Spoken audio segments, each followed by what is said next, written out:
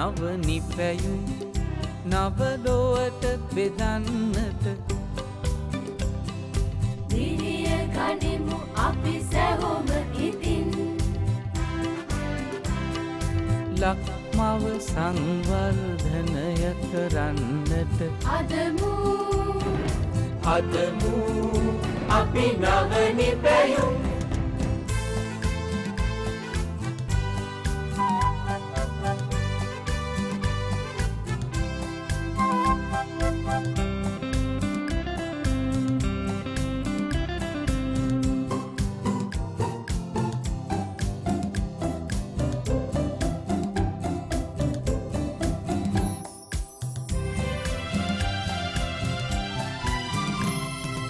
නව යුගයේ නව තාක්ෂණය හා නව අදහස් නව රටාවකටගෙන පුංචි පාසලින් සරසවි වරමින් දියුණු කරමු අපේ හැකියාවන් නංවමු සිරිලක ව්‍යවසායන් නව නිපැයුම් නව ලොවට බෙදන්නට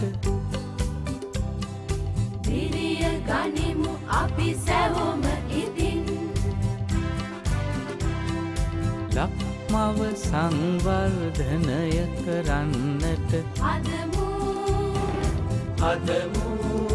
අපි නව නිපැයුම්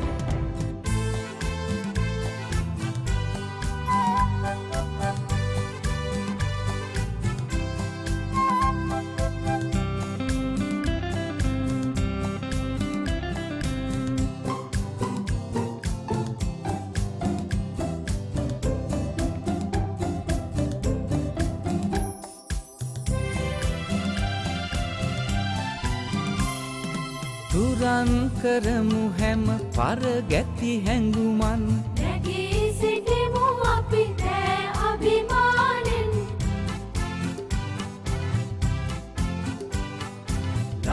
දරුවන්ගේ නිපැයුම් අතරින් සිරිලක දියුණුව හදමු සැනින් ලංකා දරණී මෑණි උතුම් නව නිපැයුම් නව ලොවට බෙදන්නට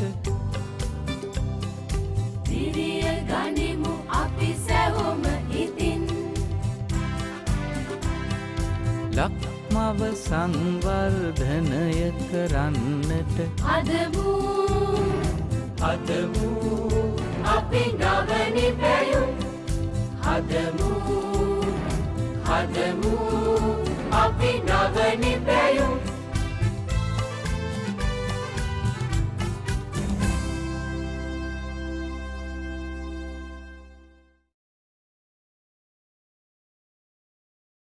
මෙම විද්‍යාලයේ ජ්‍යෙෂ්ඨ නවනිපැයුම් සංගමේ සමාජිකයින් විවිධ ක්ෂේත්‍රවල අද සම්බන්ධ වෙලා තිනවා.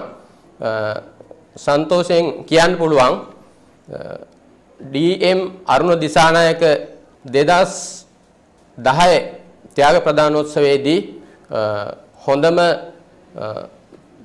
පිරිමි ශිෂ්‍යයා ලෙස සහතික ලැබුවා. ඔහු මේ වන විට මොරටු විශ්වවිද්‍යාලයේ ඉංජිනේරු පාඨමාලාව සඳහා තේරිපත් වෙලා තිනවා. ඒ වගේම ආර්ය මුදිත චන්දිමාල් ශිෂ්‍යයා ශ්‍රී ලංකා එයාර්ලයින්ස් ගුවන් සමාගමේ එයාක්‍රාෆ්ට් මේන්ටනර් අංශයේ ඉලෙක්ට්‍රොනික අංශයේ පුහුණුව ලැබමින් මේ වන විට ඉන්නවා. නවනිපැයුම් කවයක් පාසලක් තුල ක්‍රියාත්මක වීමේ වාසි පැහැදිලිවම අපිට දකින්න ලැබෙනවා. එකක් තමයි සිසුන්ට විවිධත්වයක් ලැබෙනවා. පන්ති කාමරය තුල විෂය කොටස් හදාරමින් ඒකාකාරී භවෙන් මිදිලා තමුන්ගේ සහජ දක්ෂතා කුශලතා එලි දක්වමින් ප්‍රායෝගික ක්‍රියාකාරකම් වල යෙදීමට අවස්ථාවක් ලැබෙනවා. ඒ වගේම මේ දරුවන් මේ වැඩ කරනකොට බොහොම ඉවසීමෙන් යුක්තව හරි සංයමයකින් මේ කටයුතු කරන්නේ.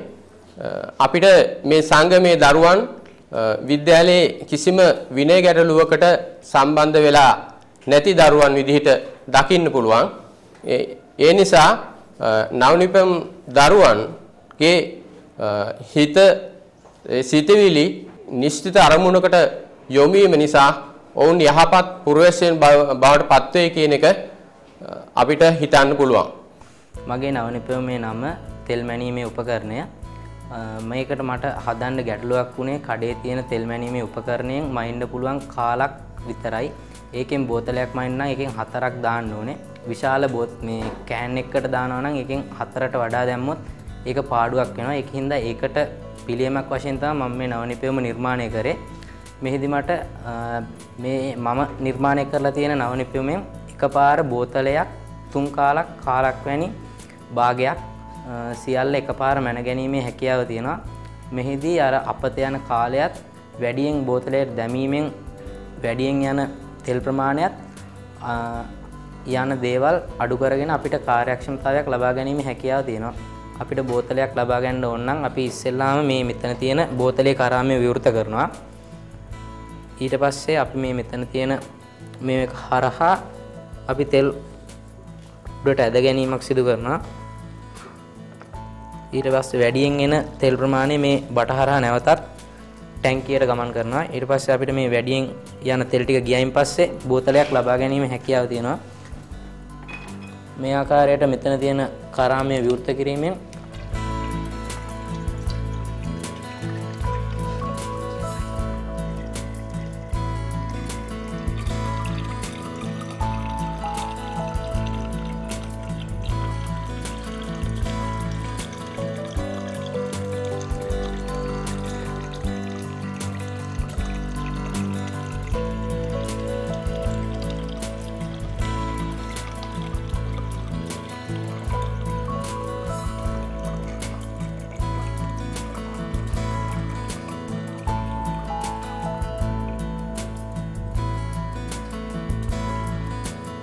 කාලක් ලබා ගන්න මේ 3 කාලේ කරාමය විවෘත කරනවා.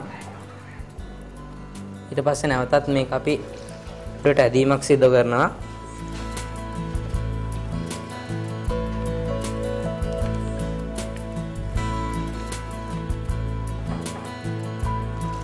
ඒ උඩට ඇදීම වගින් වැඩියෙන් එන තෙල් ටික නැවතත් අහපහු එම බැරලේ මතට ගමන් කරනවා.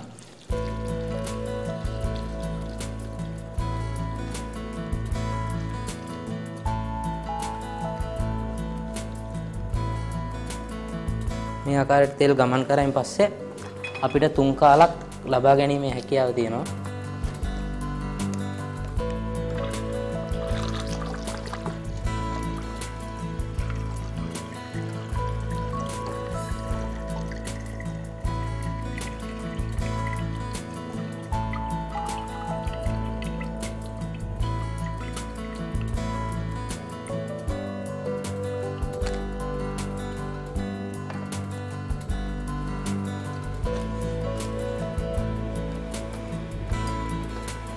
මීළඟට භාගයක් ගන්න ආකාරය බලමු. මීළඟට අපි තෙල් භාගයක් ගන්න නිර්මාණය කරලා බලමු. මේ කරාමය භාගය කරාමය විවෘත කරනවා. ඉන්පසුව මෙම කොටස උඩට ඇදීමක් සිදු කරනවා. එෙහිදී වැඩි තෙල් ප්‍රමාණය මේ බටේ හරහා නැවතත් බැරලයට ගමන් කරනවා.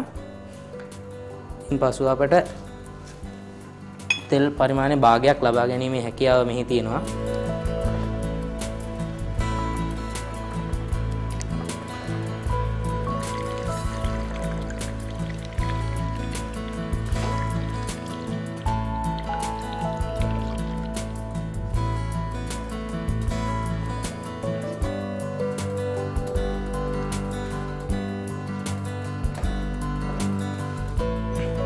මේ බාය කරාමය නැවතත් වසා කාලේ කරාමය විවෘත කරනවා.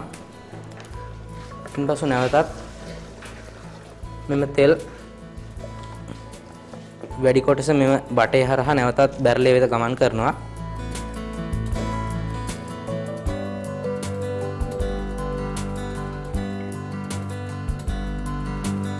දැන් අපිට මේ කරාමය විවෘත කිරීම මගින් කාල ලබා ගැනීමේ හැකියාව තියෙනවා.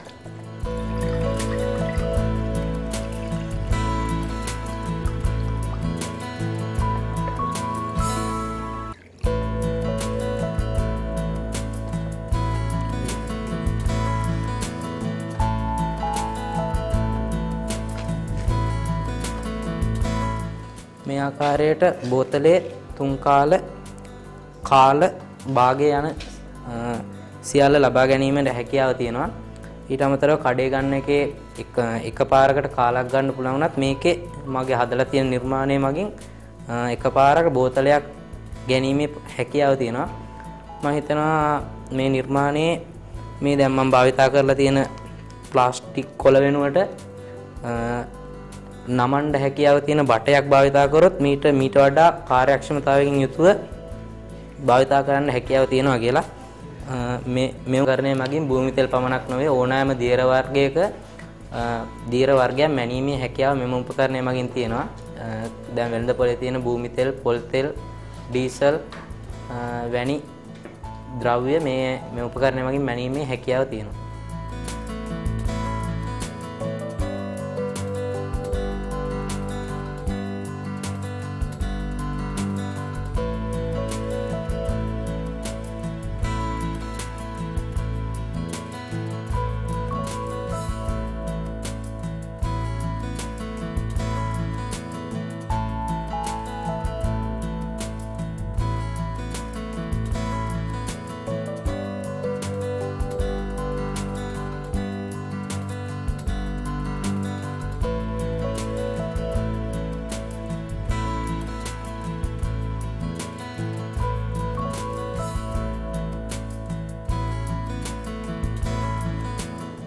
පළවෙනි අවස්ථාවේ නිර්මාණය කරපු තෙල් මැනීමේ උපකරණය තමයි මේ තියෙන්නේ.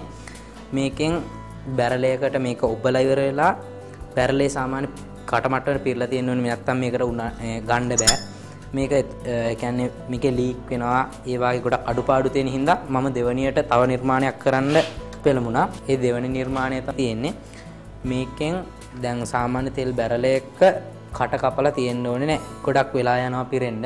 ඒ වගේ සාමාන්‍ය අඩුපාඩුතා ගොඩක් තියෙන හින්දා මම මීටත් වඩා සාර්ථක නව නිර්මාණයක් බිහි කිරීම සඳහා මම අලුත්ම නව නිර්මාණය ලෙස තෙල් මැනීම උපකරණය මේ ආකාරයට නිර්මාණය කරා. මෙහිදී පහසුවෙන් හා කාර්යක්ෂමව කරන්න ඕන සියලුම තෙල් මැනීම කිරීම සඳහා භාවිතා කරන්න පුළුවන් කියලා මම හිතනවා.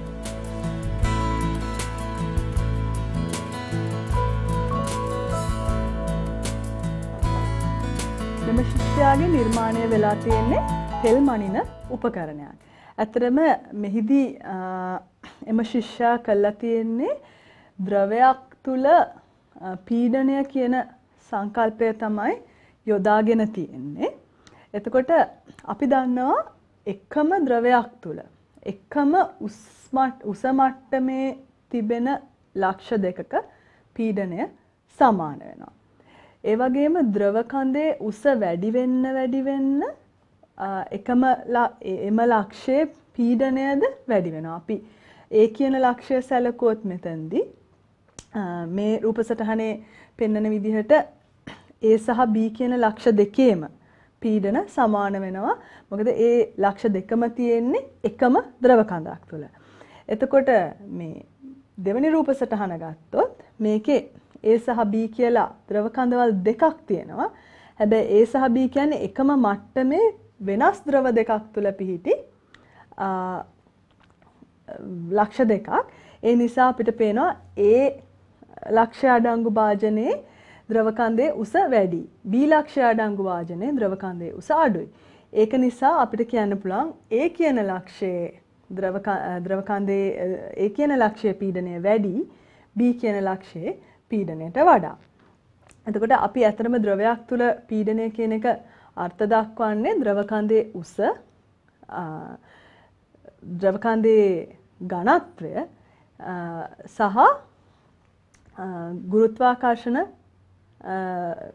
ගුරුත්වාකර්ෂණය කියන තුන එකට වැඩි කිරීමෙන් තමයි අපි ද්‍රව කඳක පීඩනය ගණනය කරන්නේ.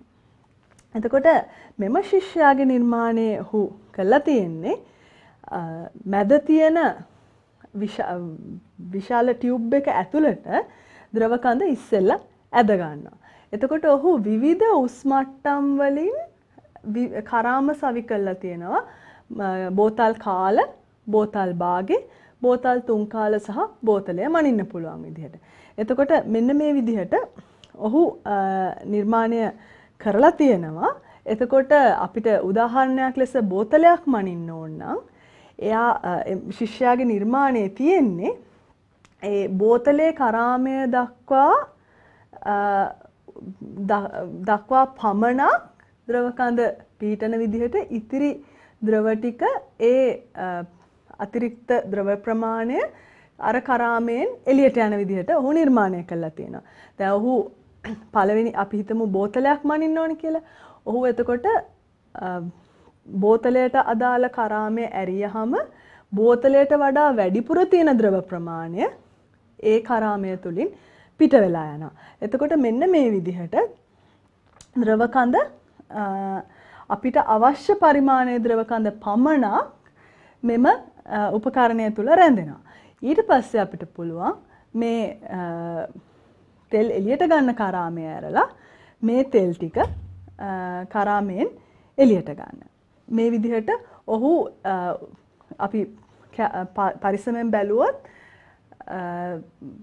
බෝතල් කාල කියන ද්‍රව කරාමයේ තියෙන පහළම මට්ටමේ, බෝතලයේ කියන කරාමයේ තියෙන ඉහළම මට්ටමේ. එතකොට මේ විදිහට ඔහු નિયમિત විදිහට ගණනය කරලා මේ ද්‍රව කන්දේ පරිමාණය බෝතලයක් වෙන විදිහට ගණනය කිරීම කරලා තමයි මෙම නිර්මාණය කළා තියෙන්නේ. එතකොට මෙහි පාවිච්චි වෙන විද්‍යාත්මක සංකල්පය ගත්තොත් ද්‍රව කඳක පීඩනය කියන එක තමයි ශිෂ්‍යයාගේ නිර්මාණයට පදනම වෙලා තියෙන්නේ.